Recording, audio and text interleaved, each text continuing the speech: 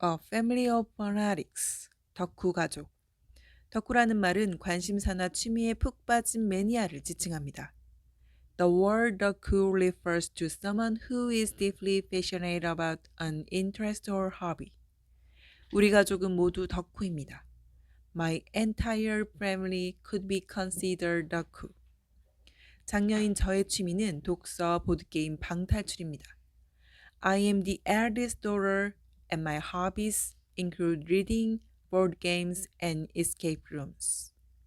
머리로 생각하며 문제를 해결하는 활동을 즐기는 편이에요.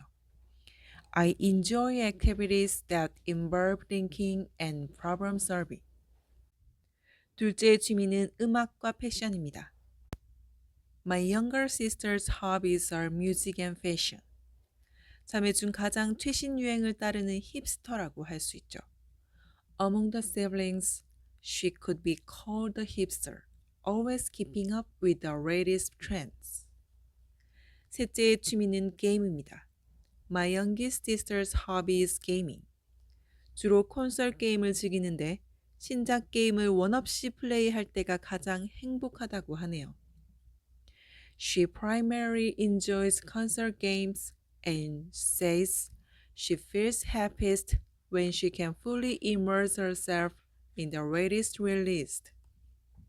부모님의 취미는 우리들에 비해 클래식하고 우아합니다. Our parents have hobbies that are more classic and elegant compared to ours. 어머니의 취미는 뜨개질과 파페라 그룹 라포엠의 열성적인 팬 활동입니다. My mother's hobbies are knitting and being a devout fan of popular group La Poème. 그리고 가장 독특한 아버지의 취미는 논어와 대학과 같은 한문 고전 공부입니다.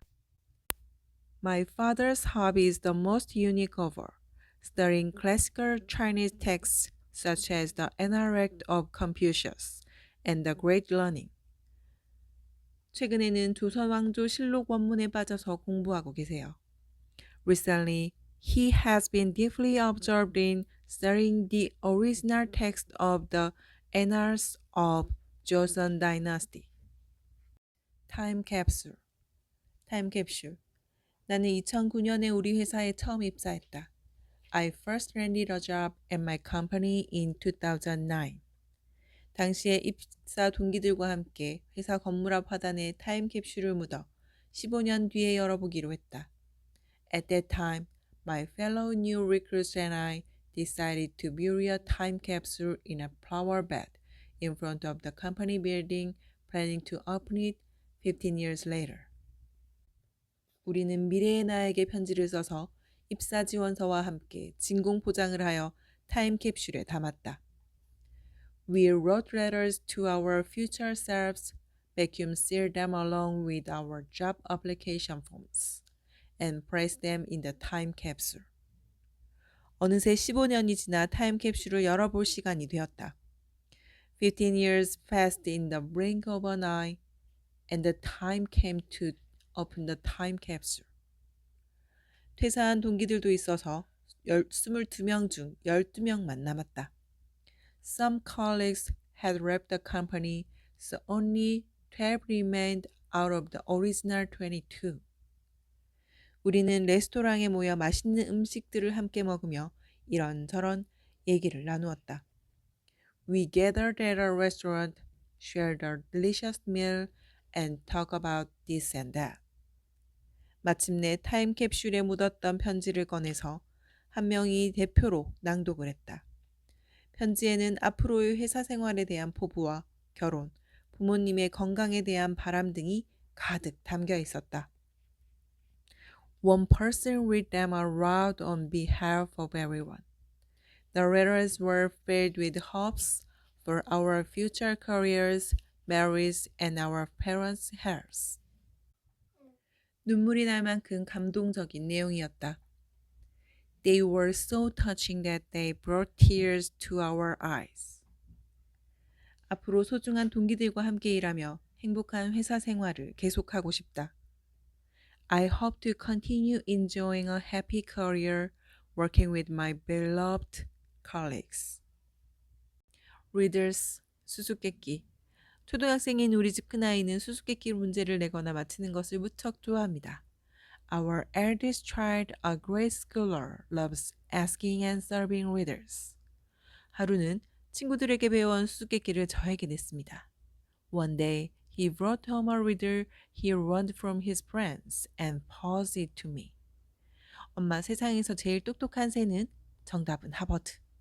Mom, what's the smartest bird in the world? The answer is Harvard. 아들이 내 문제라서 그런지 저는 무척 재미있었습니다. I found it very amusing because it came from my son.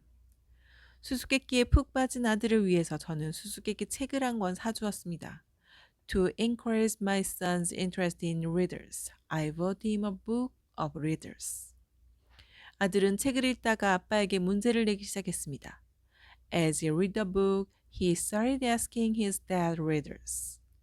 제가 느끼기에는 제법 어려운 문제들도 있었는데 남편은 문제를 듣자마자 답을 맞췄습니다. Some of the questions seemed quite challenging to me, but my husband got them right almost immediately. 아들을 수수께끼에 대답하던 남편은 본인이 즉석에서 만든 문제라고 강조하며 수수께끼를 내기도 했습니다. While answering our son's riddles, my husband sometimes asked a riddle of his own, emphasizing the point that he had made them up on the spot. 남편의 문제들을 들으니 수수께끼와 아재 개그는 한 끗 차이라는 것을 알게 되었습니다.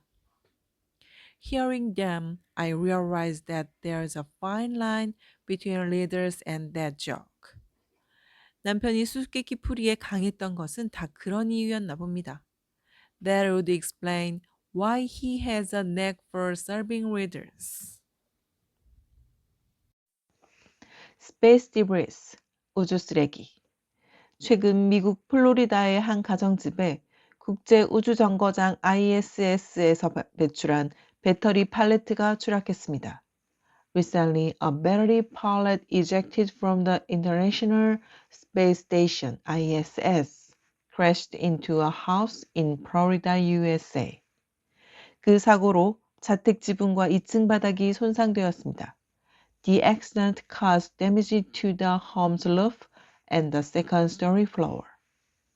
이와 같이 우주 쓰레기는 우주에서 더 이상 활용되지 않는 인공 물체를 말합니다. Space debris refers to man-made objects in space that are no longer in use. 현재 수억 개의 크고 작은 파편들이 지구 궤도를 떠돌며 인공위성은 물론 국제 우주 정거장과 우주인들을 위협하고 있습니다. Hundreds of millions of fragments, both large and small, are currently orbiting Earth. They pose a threat not only to satellites but also to the ISS and astronauts. 이 파편들은 초속 8km로 움직이기 때문에 아주 작은 파편도 큰 피해를 입힐 수 있습니다. These fragments move at a speed of 8 kilometers per second. So, even tiny pieces can cause severe damage. 전 세계 여러 국가들이 우주 쓰레기 문제에 대응하려고 노력을 기울이고 있습니다. Many countries around the world are working to address the issue of space debris. 연구하고 개발 중인 기술들에는 로봇팔, 강력한 자석, 그물 등이 있습니다. Technologies under research and development include robotic arms, powerful magnets, and nets. 우주 환경을 깨끗하게 유지하여 미래의 우주 탐사를 보다 안전하게 할 수 있기를 바랍니다. I hope we'll be able to keep space clean so that space exploration can be conducted more safely in the future. Tuning into 입트영. 독일에서도 입트영 본방사수.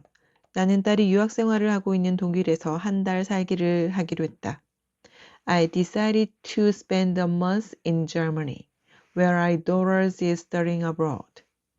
독일에 가서도 입트양 본방사수를 계속하겠다고 스스로 마음을 굳게 먹었다. I made a firm promise to myself to continue tuning in to the original broadcast of 입트영, even while I was Germany. 그래서 여행짐을 싸면서 입트영 월간지 교재를 잊지 않고 넣었다. So I made sure not to forget the 입트영 monthly magazine when I packed for my trip. 입트영 본방은 독일 시간으로 밤 11시 40분에 방송된다. 입트영 airs at 11:40 p.m. German time. 나는 도착한 다음 날부터 본방 사수 루틴을 이어갔다. Starting the day after I arrived, I continued my routine of listening to the broadcast. 월 중순에 독일로 오는 바람에 다음 달 교재는 챙겨오지 못했다. Since I arrived in the middle of the month, I couldn't bring the following month's study material with me.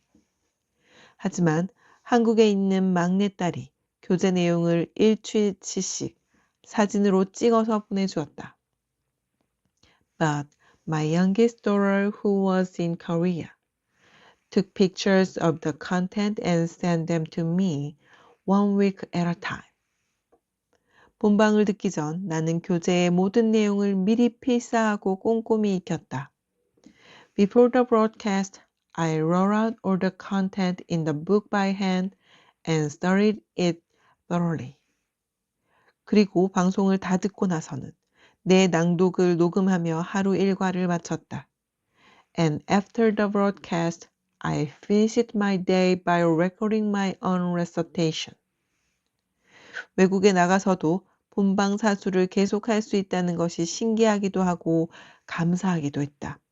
I was amazed and grateful that I could keep up with the broadcasts, even while I was abroad.